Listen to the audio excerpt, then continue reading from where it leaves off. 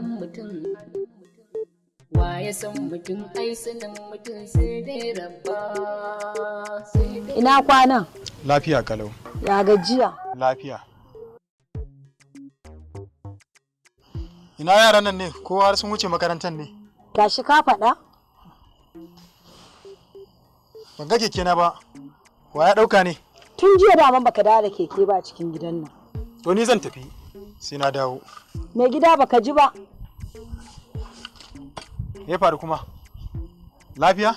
Daman na ji daɗin sakwaran nan ne da ka kawo mana jiya shi yasa nake so ka ƙara kawo mana wani. Haba Jummai. Wai me yasa ke baki da tunani da lissafi ne? Ai na zaci zaki tambaye ne ya aka yi na samu sakwaran na kawo miki. A'a baki tambaye ni ya aka yi na samu na kawo miki ba. Ke abin da ke gaban ki kawai ƙara kawo miki ne.